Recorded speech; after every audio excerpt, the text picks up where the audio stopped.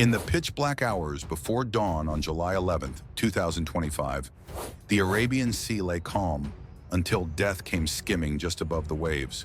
17 Iranian-made suicide drones slipped through radar blind spots, racing toward Atlas 47, a towering offshore rig that quietly powered America's military reach in the region. 4 minutes later, firestorms roared across its decks. A jet fuel tank erupted in a thunderous blast. The data relay center was obliterated. 8 engineers lay dead, the platform crippled. Tehran had believed Atlas 47 was a soft target, a quick, clean strike that would leave the U.S. reeling. But what they had truly done was drive a blade into the heart of American warfighting power, and Washington was already sharpening its answer. 112 nautical miles off the coast of the United Arab Emirates stood Atlas 47, an ocean fortress disguised as just another oil rig. By day, its towering cranes and rumbling pumps looked like any civilian platform. In truth, it was the beating heart of America's naval power in the Arabian corridor. Inside, 134 engineers, civilian and military, worked around the clock, supported by 48 heavily armed U.S. Marines.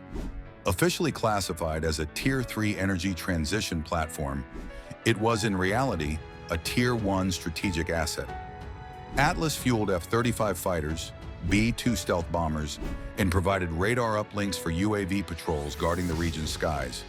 Beneath its steel decks and blinking lights flowed the lifeblood of U.S. air dominance, making it far more than steel, oil, and machinery. At exactly 3:47 a.m., the security control room aboard Atlas 47 caught a fleeting flash of light on the radar screens, then silence. 17 Iranian-made suicide drones had slipped into the platform's radar dead zone, flying low over the black waters, invisible to conventional detection. The rig's defenses roared to life. Phalanx CIWS cannons and 25mm autocannons shredded 6 incoming drones in midair, sending fiery debris splashing into the sea. But 11 made it through. 3 struck with brutal precision. 1 slammed into Tank 2G, a high-pressure reserve holding 1.2 million gallons of JP-8 jet fuel. The resulting fireball climbed 12 meters into the sky, heat so intense it warped steel.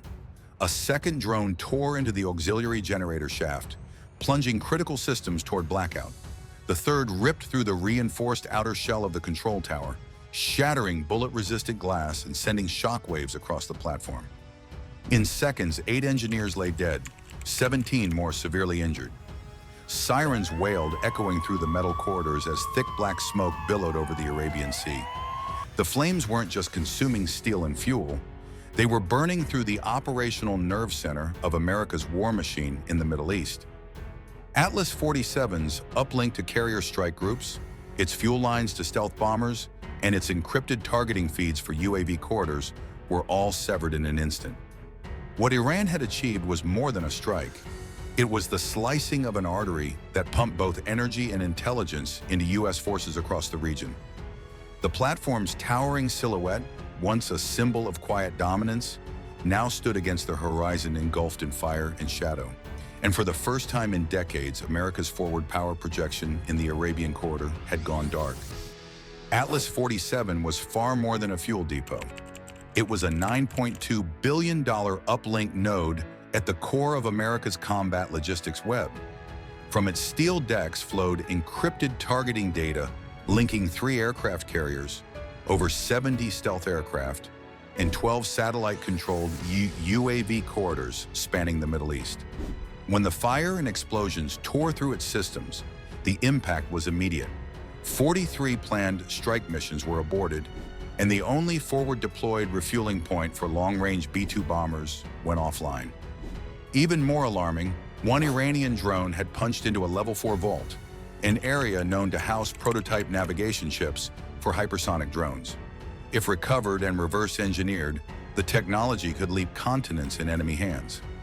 At 4:12 a.m., U.S. Cyber Command issued a rare red-level breach alert, the first since the F-35 program data theft in 2007. This was no longer just an energy loss. It was a national security crisis. Within 44 minutes of the Atlas 47 strike, the order came down from the top. 2 words: Iron Hammer. No debate, no delay. The directive was to unleash the full spectrum of America's regional kill chain.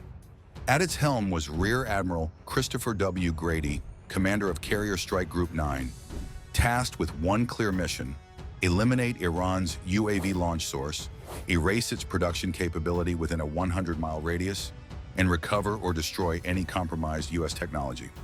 From the deck of the USS Gerald R. Ford, 4 F-35C Lightning II stealth fighters roared into the sky, armed with AGM-1 58JSM cruise missiles and AN/ASQ-239 electronic warfare suites to blind Iranian radars. 2 B-2A Spirit bombers lifted off from Diego Garcia, each carrying GBU-57AB massive ordnance penetrators capable of pulverizing bunkers buried 200 feet underground.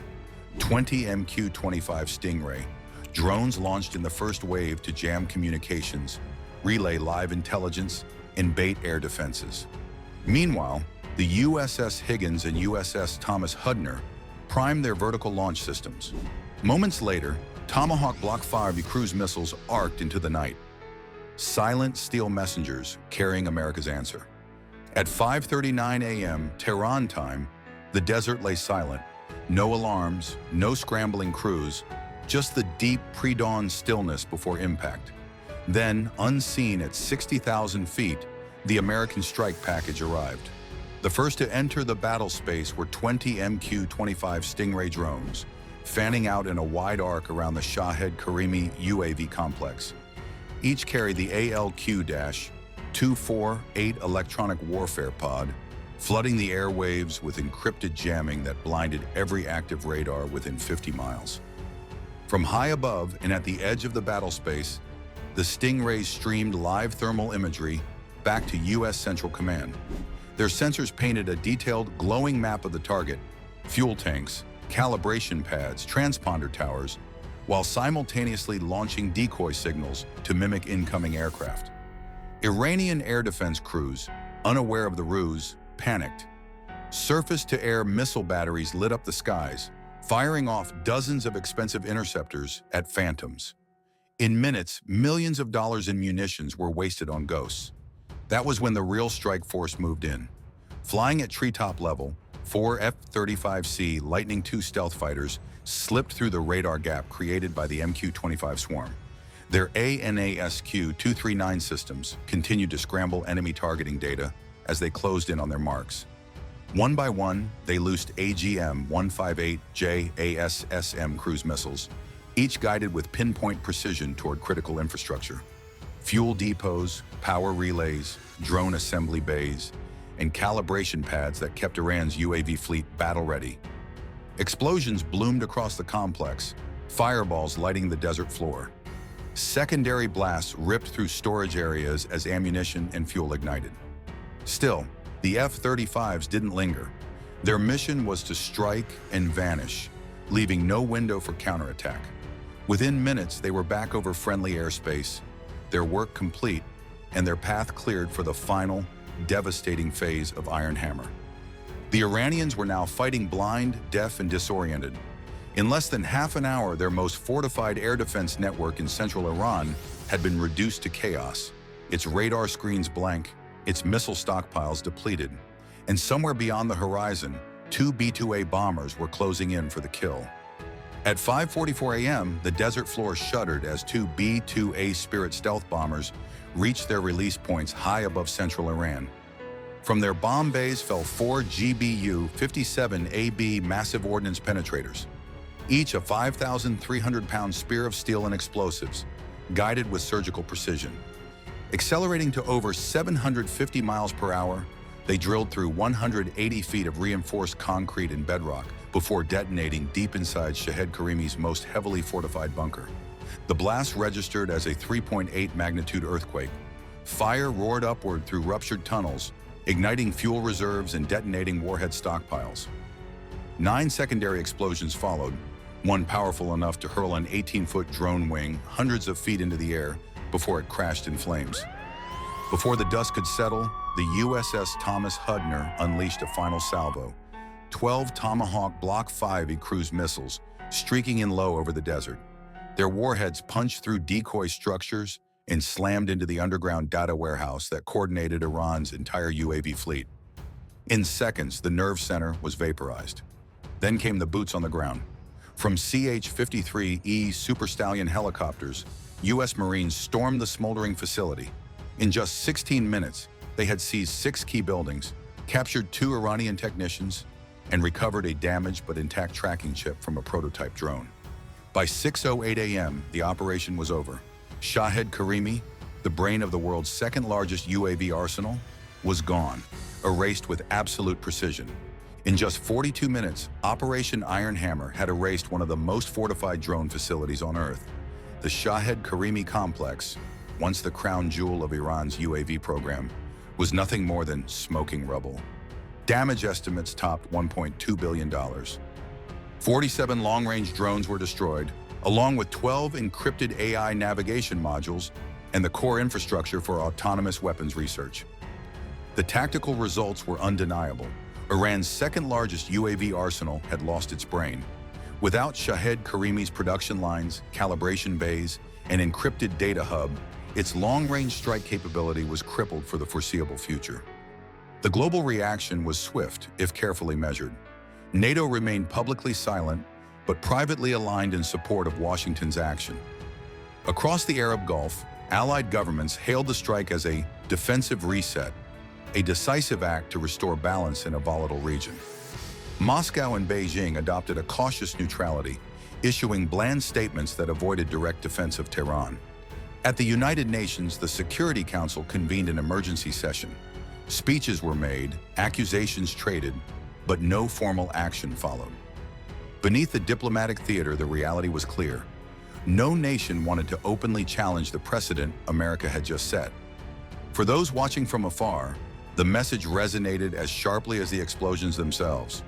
When America's strategic lifelines are attacked, the response will be swift, precise, and absolute. The United States did not strike back over a pile of twisted steel in the Arabian Sea. It struck because Atlas 47 was the beating heart of a warfighting network.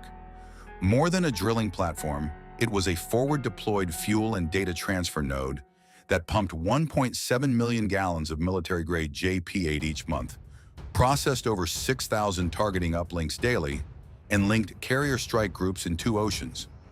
Its loss would have meant more than an operational setback. It was a breach in the very architecture of American power projection. That's why Operation Iron Hammer unfolded without hesitation. Washington did not draw a red line and wait. It enforced one the moment it was crossed. No threats, no ultimatums, no negotiations, only decisive action. The message to adversaries was unambiguous. Touch the lifeline of American power, and you will face the full spectrum of U.S. military force. The lesson was not just about retaliation, but about doctrine. Logistics is not weakness, it is power. In a modern battle space, fuel, data, and the secure movement of both are as critical as missiles and warplanes. America's enemies learned that crippling its support nodes is not a path to victory, but a trigger for overwhelming response. Iron Hammer was more than a military operation. It was a blueprint. Stealth bombers, 5th-generation fighters, drones, satellites, cruise missiles, and special forces converged into one seamless strike, proving that the United States can dismantle a strategic threat in under an hour. It showed that the American flag, whether flying over an ocean platform, a desert outpost, or an encrypted terminal, is never alone. In a world where diplomacy often stalls and warnings are ignored, this was a reminder that when a line is crossed, however invisible, it will be met with speed, precision, and finality. And for those watching from bunkers, boardrooms, or war rooms, the takeaway was clear. The American flag is not a soft target. It is a symbol of reach, resolve, and readiness.